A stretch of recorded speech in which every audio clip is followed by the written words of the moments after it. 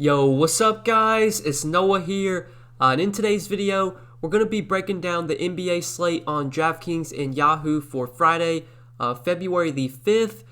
Going to cover Friday's 9-game slate, go team by team, break it all down for you guys. We'll start off with the Pelicans and Pacers game. We'll work through each game, kind of give you my early interest, what I'm seeing on this slate the night before. But before we do get started with the breakdown, guys, as always, I'd appreciate it if you hit that like button down below. If you are new to the channel, be sure to click that subscribe button as well. Click the notification bell so that way you do get notified every time I upload.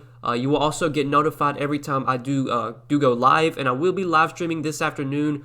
I'm going to go a bit earlier than normal. Going to go a bit live earlier than I usually do. I do have some things to do later in the afternoon, so I'll be live at 3 o'clock Eastern time. If you're able to tune in around then, I'll be live from about 3 to 4 Eastern, answering all your questions for tonight's slate. We'll be able to talk through everything again. If there's any news that comes out throughout the day, we'll be able to touch on that as well in the live stream. So tune into the live stream at 3 o'clock Eastern time if you are able to. And check out the Patreon content as well. Forgot to mention that. Do have additional content on Patreon. Core plays, Discord chat, my positional breakdown, my player pool, my rankings, all that can be found on Patreon. So if that does interest you, you want to see more that I have to offer, you can check that out, link down below in the description. But we'll start off with the Pelicans and Pacers. Look at this game, and then we'll work through each one. So on the Pelicans side, looking at the Pelicans today, they're not a team that I have too much interest in. Zion had a big game the other night against the Suns. He had 48 DK points, I believe, one of his better games of the year. He's still pretty expensive at $8,100. I think until Zion's price comes down, he's not really going to be someone I go out of my way to play. Kind of the same with Brandon Ingram. Really, this Pelicans team, I just don't have a ton of interest in today. Nobody stands out as a top play at their price tag. Some of these guys you can mix in tournaments if you're playing a lot of lineups, but I really don't like much from the Pelicans today. Maybe outside of Brandon Ingram, but still not really want to go there. On the Pacers side, though, it's a lot more interesting for the Pacers just because they're pretty thin right now. We know Karis LeVert, TJ Warren, both remain out. So the offense for the Pacers, the usage, it's being dominated by Domantas Sabonis and Malcolm Brogdon right now. Sabonis, I think, is still too cheap on DraftKings, and he does look like a really strong play. Once again, I like him quite a bit on both sites. $8,600 on DK. Pretty affordable on Yahoo as well, coming in at $42 over there. I like Sabonis a lot on both sides. I don't think he's going to be that popular today as well. He was pretty popular on the last slate. I think that was Wednesday when they played the Bucks. He was 30-40% owned in some of the tournaments I was in. And he had a big game, 59 DK points in 31 minutes. He was only $8,300 then. The price only went up $300. I still think Sabonis is too cheap today. This is someone that should always be above 9K in my opinion, no matter what the matchup is. He's just so productive when he's on the floor. He is playing massive minutes. He's going to get close to 40 minutes if this game is close. He's a great point per minute player. He does everything. He scores, he rebounds, he gets assists. Sabonis is someone I always like playing just because he's so productive. Even at his bad nights, he still gives you 40, 45 DK points. So I feel really good about Sabonis. I think he is too cheap today. Definitely one of my favorite targets from the Pacers today. And really, in this game as a whole, Sabonis is by far the guy that I had the most interest in. I think Malcolm Brogdon's fine at 8K. He'd probably be my second favorite guy to target in this game. But really, Sabonis is the guy I have the most interest in. Not too much else stands out from the Pacers. The price on Miles Turner's starting to come down. He hasn't been playing as well lately, but still don't love Miles Turner on this slate. Just think there's going to be so many other options we want to target. I think that really does it for this game. I think, Sabonis is the guy that clearly stands out. I think Brogdon's fine as a secondary option. Brandon Ingram more of a secondary option, but Sabonis is the top play for me from this game for sure. Now, moving on to the Bulls and the Magic. This is another pretty appealing one, especially on the Magic side, just given how good of a matchup it is for them. But starting off with the Bulls, really, I don't have a ton of interest in this team. Zach LaVine's price has come down to $8,400, after he had been in the 9K range for a while. I think that does make him appealing just because, it's not a great matchup against the Magic, but anytime you can get Zach LaVine in that low 8K range, he's viable for tournaments. Still not a top play by any means, but someone I would have in my player pool if I was making a lot of lineups. Thad Young, he's been playing really well off the bench, been getting pretty good minutes. His price just continues to go up, though. He's up to $6,200 now on DK, and I know he's paid off this price in 4 straight games. I just don't know if we can expect, close to 40 DK points a night from Thad Young. He's a productive player when he does get minutes, but he's not this productive, I don't think. He's not going to be a guy that goes out there and puts up a triple-double almost every night. Like, he's just not that kind of player. I think at 6,200, Thad Young is probably just still too expensive for me. Really, I don't like much from the Bulls at all today. With Otto Porter out, I don't think that affects too much. Like, Patrick Williams probably gets over 30 minutes, but he's not a great point-per-minute player. He's not that cheap either. Denzel Valentine probably gets like 20, 22 minutes with Otto Porter out. He's 3,400. You can maybe target him, but yeah, I don't really like a ton from the Bulls today. I think on the Magic side, that's where it looks a lot more appealing. Nikola Vucevic, to start off with, is someone I have a lot of interest in today. I like him a lot on both sides. 8,500 on DraftKings, I think, is a pretty good price tag for him. On Yahoo, he's pretty affordable over there as well at $41. So right now for the Magic, they've kind of been an injury-depleted team all year. They've been dealing with injuries all season. Obviously, Markelle Fultz is done for the year. Jonathan Isaac, I don't think he's going to be able to return for a while. I mean, I'm pretty sure he's out for the year if I'm not mistaken. I can't remember, but yeah, like they don't have Isaac, they don't have Fultz. Aaron Gordon is also out. So right now we're seeing the usage just be dominated by Vooch, Fournier, and Cole Anthony, and obviously Terrence Ross gets good usage off the bench, but Vooch has been the guy, so far just leading this team in usage, doing all the heavy lifting, playing big minutes on a nightly basis. We're getting, 36, 38 minutes from Vooch. If it's a competitive game, that's likely what he's going to play, and it's a great matchup. The Bulls have always been a team that's, been pretty bad defensively against big men. They've been playing at a really fast pace this year, towards the top of the league in pace. They're also a very bad defensive team towards the bottom of the league in defensive rating.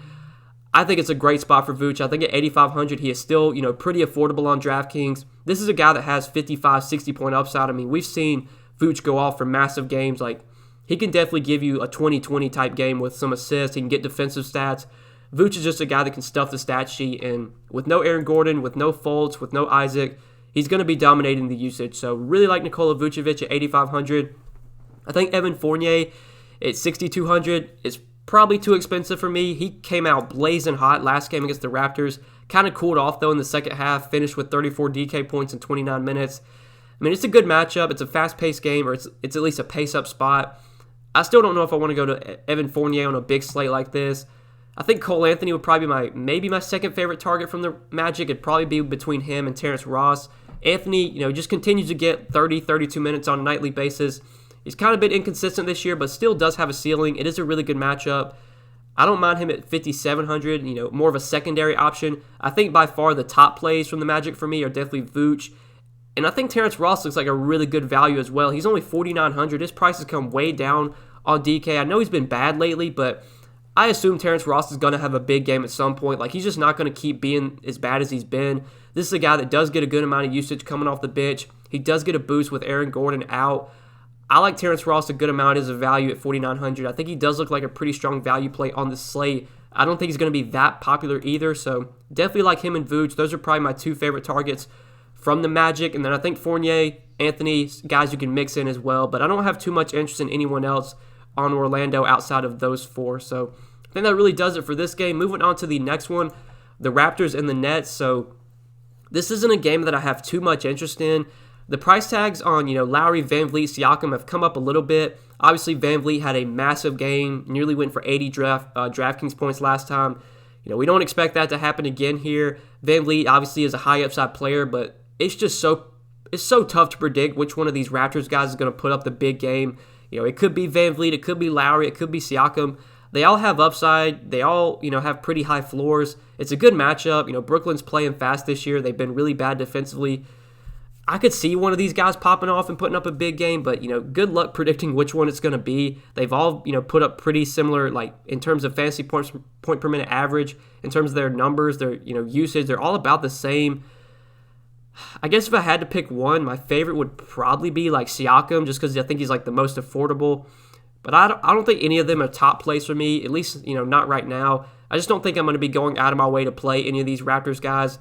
I think Norman Powell looks like a solid option. He continues to start with OG Anunoby out, and OG, I believe, has already been ruled out for Friday's game. So, yeah, he's not going to play. Powell is expected to start once again. He's been getting pretty big minutes in the starting lineup. He only got 29 minutes last game, but I think most nights we're going to get, over 30 minutes from Powell when he is starting. It's tough to pay $6,700 for him on DraftKings. I don't think I can go to him at that price tag. But if you do play Yahoo, if you play over there, Norman Powell does look pretty good on Yahoo. He's only $20. He's a small forward, so small forward is usually a pretty gross position, one that's really tough to fill. I think Norman Powell does look like a very strong small forward option on Yahoo at $20. I do like him quite a bit. Probably my favorite play from the Raptors, especially that Yahoo price. Don't love him as much on DK though. Tough to pay nearly $7K for Norman Powell. I do want to mention Aaron Baines. He got up to 32 minutes last game. He was really frustrating. I had exposure to him. He was in my main lineup on the last slate. It was weird to see him only put up 11 DK points when he played 32 minutes. Like, Aaron Baines is usually always a pretty productive player when he does get minutes. Like, I don't know what his minutes are going to look like today, but they have been really trending up. He's been getting, pretty big minutes in the starting lineup. They've been playing him over Chris Boucher.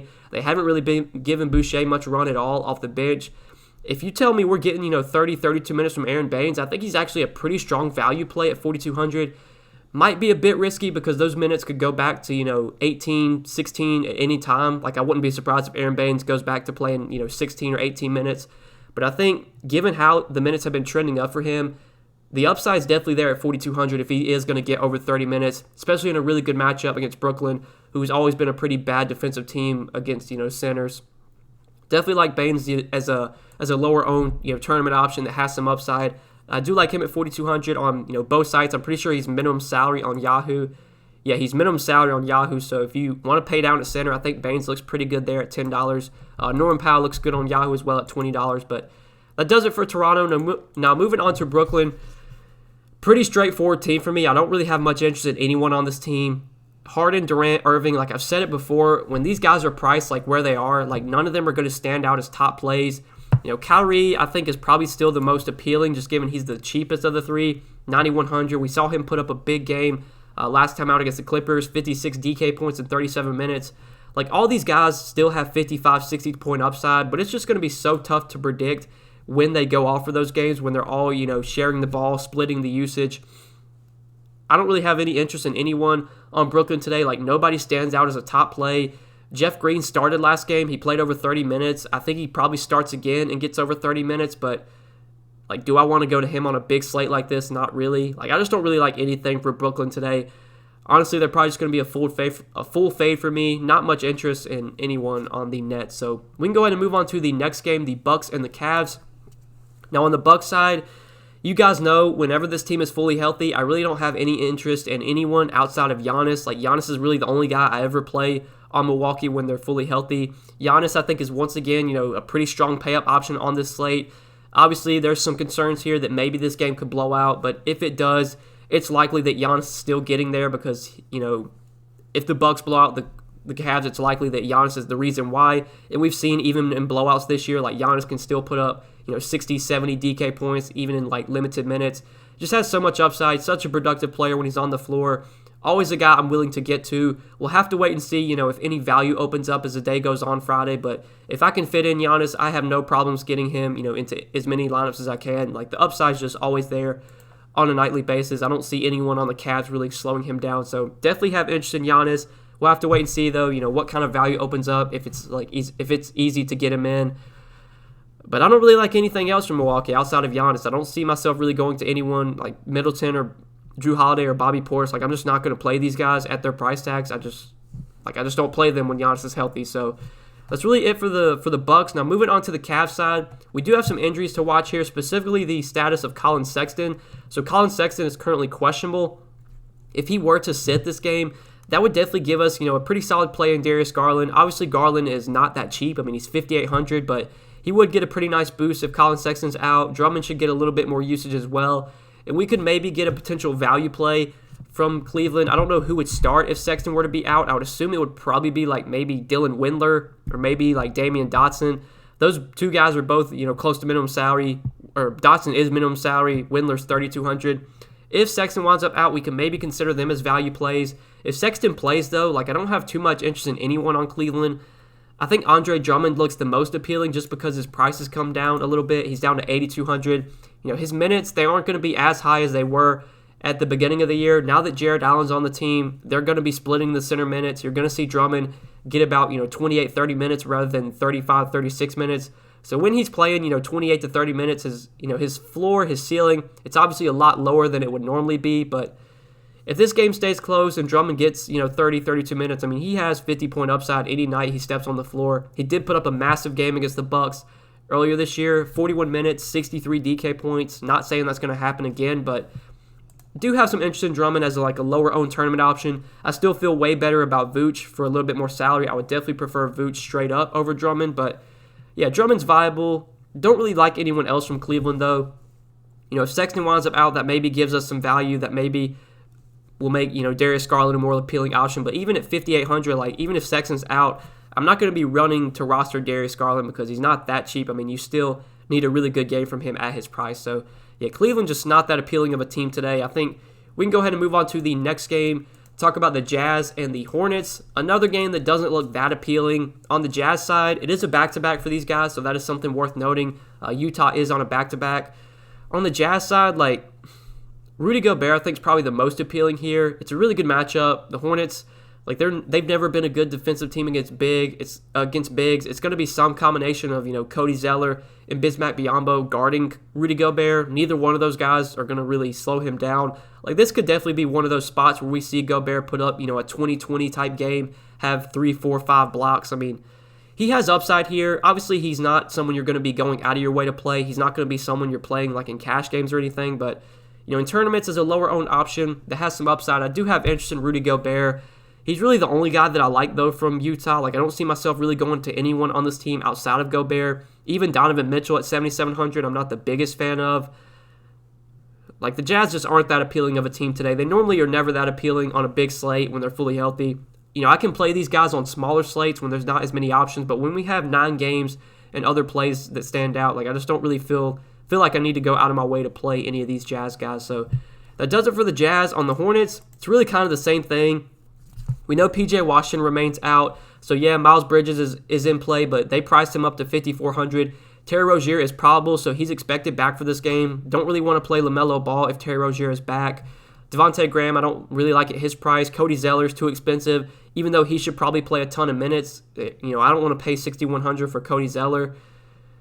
I guess if I had to play anyone from Charlotte, it would probably be Miles Bridges, just because I think he gets, over 30 minutes in the starting lineup. He is still pretty cheap on Yahoo, so if you play over there at small forward, Bridges is only $15. I could definitely see using him as a value small forward, but the Hornets are just not that appealing of a team today. It's not a good matchup. It's going to be a slow-paced game. Don't really like much from this game at all, and definitely, don't have a ton of interest in anyone on the Hornets. So we can go ahead and move on to the next one, the Wizards and the Heat. Now, on the Wizards side, we just saw this game played a couple days ago. Obviously, things were a bit different. Russell Westbrook was not playing then, but Russell Westbrook is back for this game. You got Bradley Beal at 9,500. You got Westbrook at 9K. I think both these guys are viable on this slate. I think if I had to choose one, I would probably rather play Russell Westbrook. I still like the price on Westbrook. I think anytime he's fully healthy and he's playing his normal 34, 35 minutes, he should not be 9K. Westbrook is still too cheap in my opinion.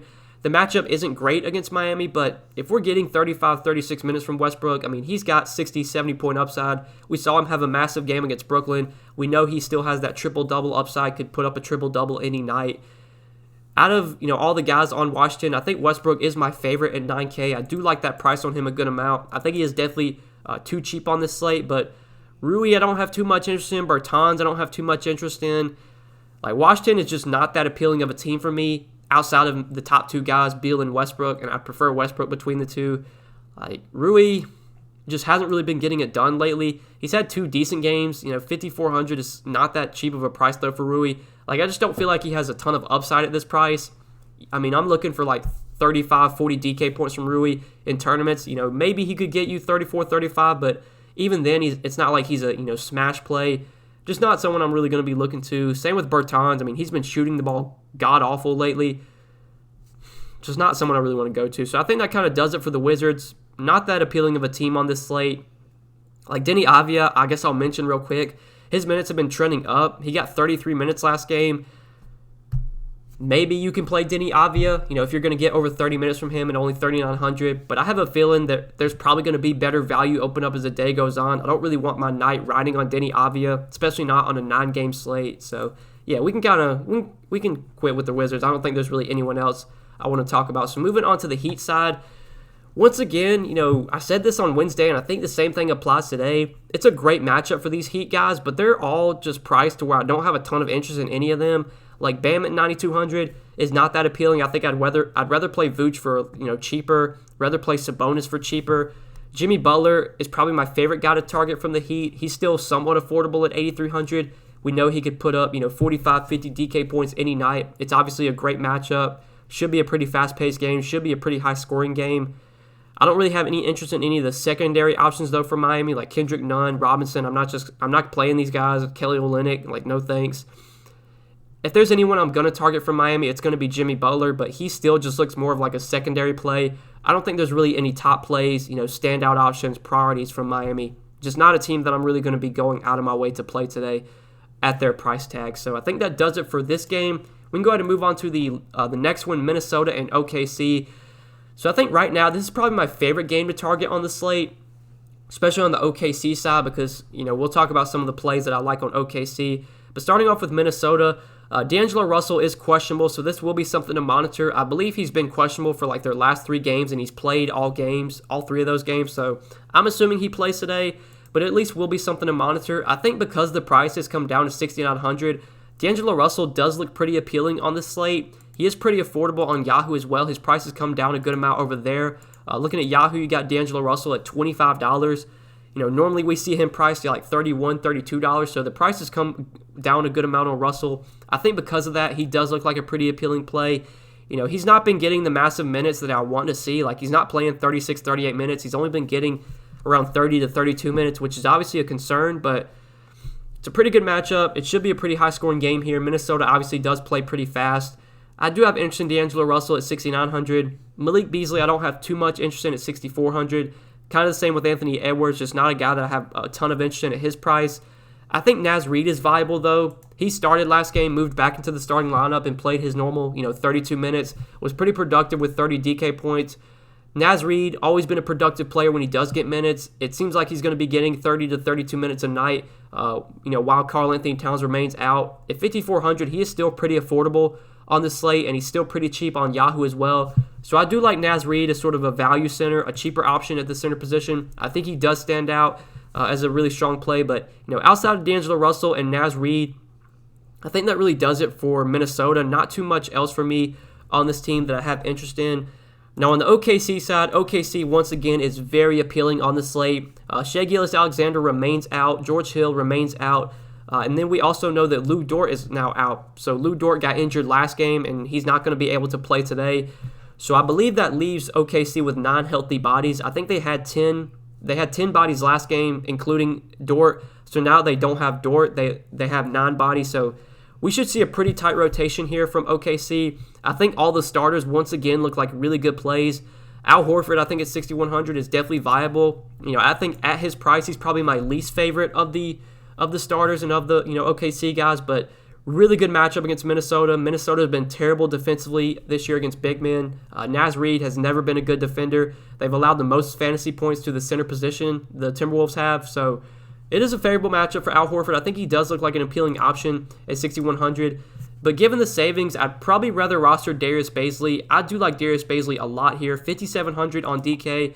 He is pretty affordable on Yahoo as well, coming in at just $20 over there at the power forward position. So we saw Bazley have a really big game last game without SGA. He played 34 minutes, took 13 shots, had 41 DK points, 18 points, 12 rebounds, 2 assists, 2 blocks. Just a really good game from Bazley. And I think without SGA, it makes sense that, he should be way more productive with SGA off the floor.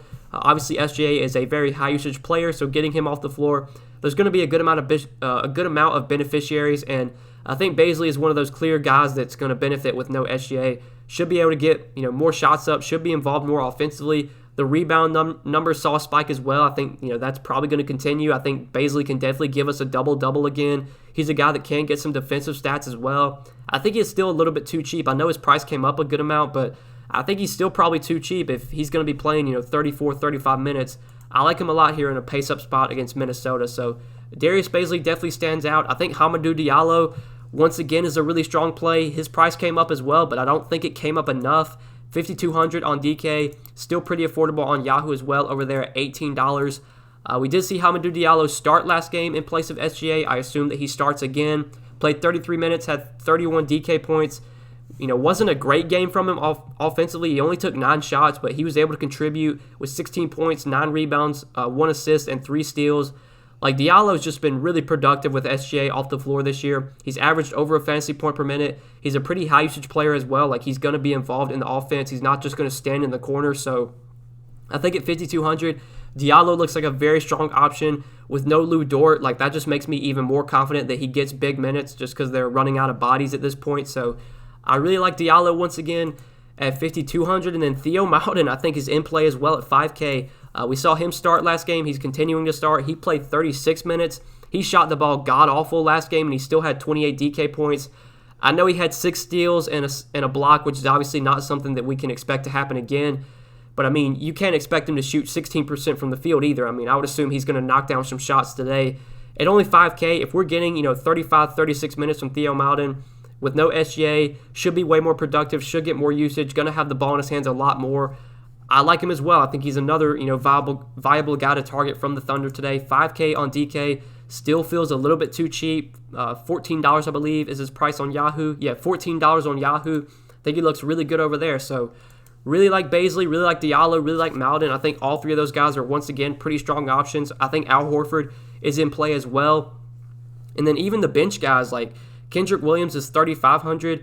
I don't know who's going to start in place of Lou Dort. We'll have to wait and see. I would assume it's probably going to be like Justin Jackson or Kendrick Williams. If Williams gets the start, I think he is a really strong value play.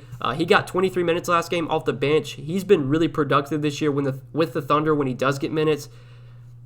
Either him or Jackson's probably going to start here. Even if Jackson starts, I still think Kendrick Williams is a guy I do want to get some exposure to at 3,500. I think he does look like a really good value play. Definitely one of the better options that we do have right now under 4K. I like him, coming off the bench. I don't really have much interest in Roby or Muscala.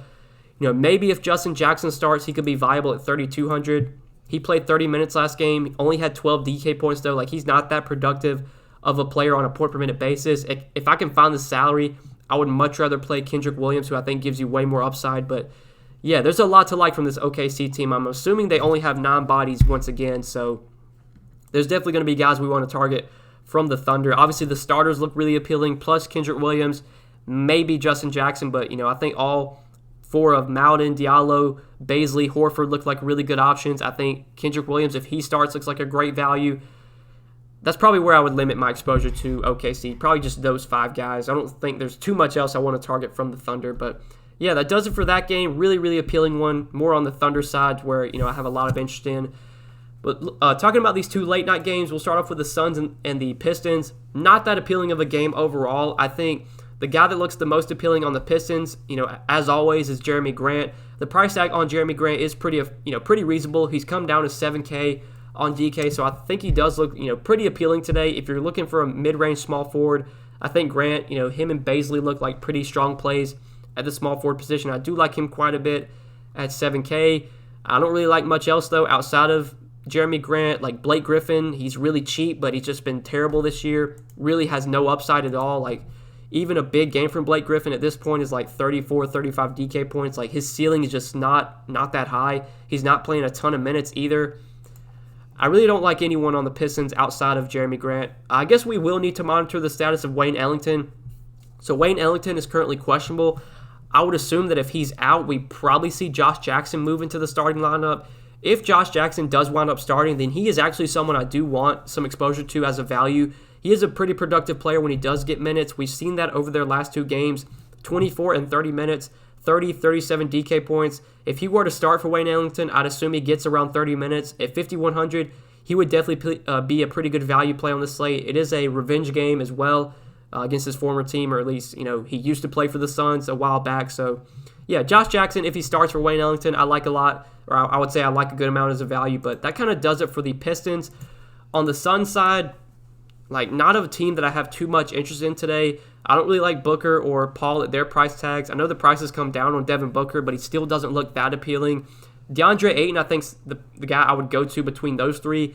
It is a really good matchup for DeAndre Ayton. The Pistons have been terrible defensively this year against centers. I'm pretty sure they've allowed the 2nd most fantasy points to centers on the season, right behind the Timberwolves. So, really good matchup for Ayton. It's 7,100, definitely a viable center option you can look to. Jay Crowder is doubtful, so maybe we get some, potential value from these Suns. I don't know who would get, I think probably Abdel Nader maybe starts. I don't know what their starting lineup's going to look like. Well, I wouldn't say Jay Crowder. Yeah, Jay Crowder's not going to start. Their starting lineup will be Paul, Booker, Bridges, Johnson, and Ayton. So, Crowder being out, obviously nobody's going to start there, but you maybe get some more minutes off the bench for a guy like Abdel Nader. 3,300, if we were to get, mid to low 20s minutes from Nader, he could maybe be a fine value play, but still not someone I'm going out of my way to roster. If he's out, though, he's currently questionable. If we get a scenario where Crowder and Nader are both out, I really don't know who would be next man up. Like maybe E'Twaun Moore or maybe like Langston Galloway, but these aren't really guys I want to go to. I know they're minimum salary, but yeah, I don't think I really want to target anyone on the Suns today outside of, DeAndre Ayton, and that's probably it from these Suns. Just the Suns are not that appealing of a team when they're fully healthy. They haven't been a team I've really looked to roster much this year. So we can go ahead and talk about the last game on the slate, the Celtics and the Clippers. Now on the Celtics side, pretty big injury to watch here. Jaylen Brown is currently questionable. Obviously, if he were to be out, that would definitely impact a lot, given he's, one of the highest usage players on the Celtics. Jason Tatum would definitely be a very strong option if Jaylen Brown were to be out. We know Tatum is already going to, lead this team in usage, going to dominate the usage, and potentially if there's no Jaylen Brown, I'd assume Tatum just gets an even heavier workload. It's a pretty bad matchup. I mean, one of the worst matchups you can get. I'm sure Tatum's going to have to deal with Kawhi Leonard and Paul George on him, all night, but Tatum's such a high upside player, gets a ton of usage. The price is still pretty affordable. I think he actually does look like a pretty good option today, especially if Jaylen Brown is out. If Jaylen Brown plays, I don't have that much interest in him. I really don't have a ton of interest in this Boston team if Brown is playing. But if he's out, definitely makes Tatum more appealing.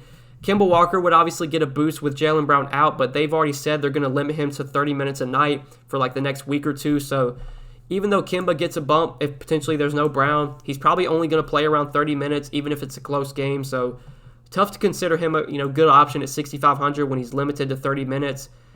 I really don't know who would start if Jaylen Brown were to be out. Like maybe we would see, maybe Semi Ojeleye moves into the starting lineup. Maybe Grant Williams moves into the starting lineup. But these aren't really guys I want to consider as values. So yeah, Boston's just not that appealing of a team today. Even if Jaylen Brown sits, I think the only guy that I have interest in is probably Jason Tatum, and that's it. I don't really like this team that much at all outside of Tatum. So I think that does it for the Celtics.